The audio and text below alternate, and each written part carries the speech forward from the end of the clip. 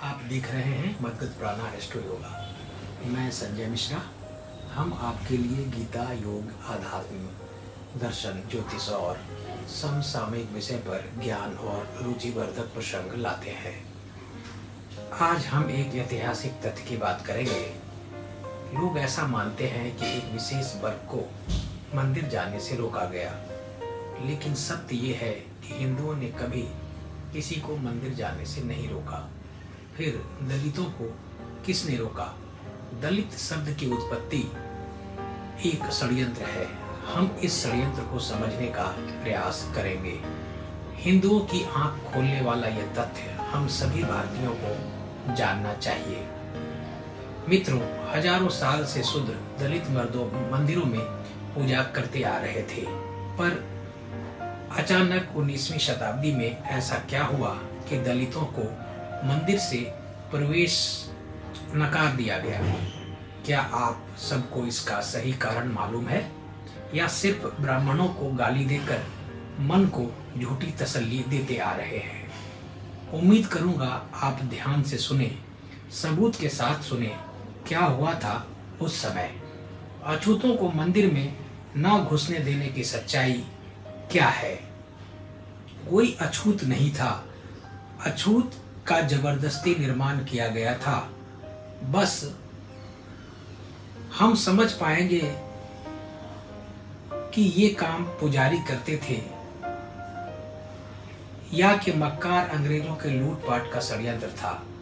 1932 में लुथियन कमेटी की रिपोर्ट सौंपते समय डॉक्टर अंबेडकर ने अछूतों को मंदिर में न घुसने का जो उदाहरण पेश किया, वही लिस्ट है जो अंग्रेजों ने कंगाल यानी गरीब लोगों की लिस्ट बनाई थी, जो मंदिर में घुसने देने के लिए अंग्रेजों द्वारा लगाए गए टैक्स को देने में असमर्थ थे।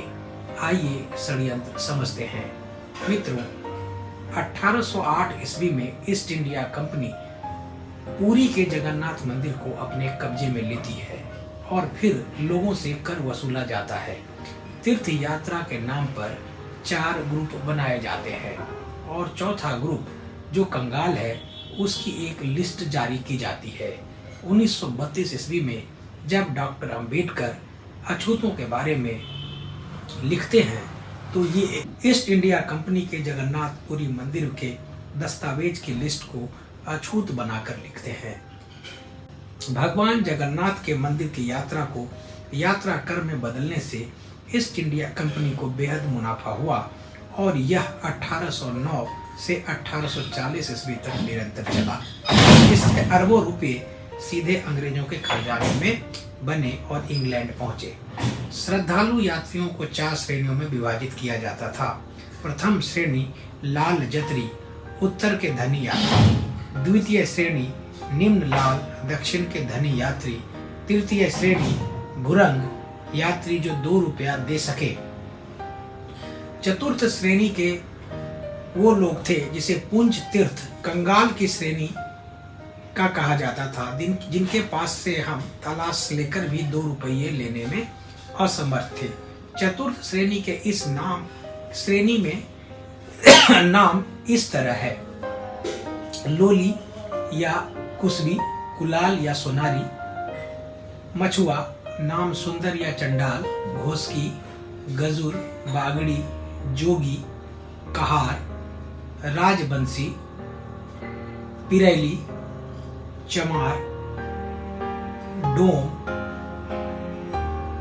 पौन, टोर, बनमाली, हड़ी। मित्रों, प्रथम श्रेणी से 10 रुपए, द्वितीय श्रेणी से 6 रुपए, तृतीय श्रेणी से 2 रुपए और चतुर्थ श्रेणी से कुछ नहीं। अब जो कंगाल यानी चतुर्थ श्रेणी की लिस्ट है, जिन्हें हम हर जगह रोका जाता था और मंदिर में नहीं घुसने दिया जाता था। आप यदि उस समय 10 रुपए भर सकते थे तो आप सबसे अच्छे ट्रीट किए जाते थे। डॉक्टर अंबेडकर ने अपनी लुथियन कमेटी रिपोर्ट में इसी लिस्ट का जिक्र किया है और कहा है कि कंगाल पिछले 100 साल में कंगाल ही रहे। पढ़िए पूरा रिपोर्ट, जो कि डिस्क्रिप्शन में मैंने लिख दिया है। मित्रों, बाद में वही कंगाल षड्यंत्र के तहत अछूत बनाए गए।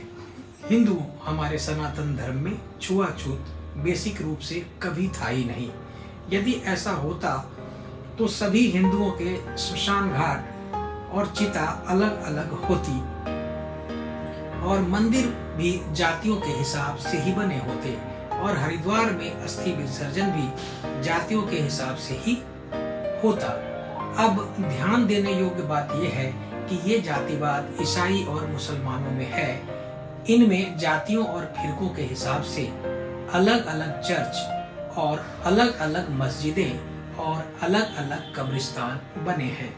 हिंदुओं में जातिवाद, भाषावाद, प्रांतवाद, धर्मनिरपेक्षवाद, जड़वाद, कुतर्कवाद, गुरुवाद, राजनीतिक पार्टीवाद पिछले 1000 वर्षों से मुस्लिम और अंग्रेज शासकों ने षड्यंत्र से डाला है, जिस पर से कांग्रेस नाम के राजनीतिक दल ने पिछले 70 वर्षों तक अपनी राजनीति की, रोटियां और जूते में दाल खाई।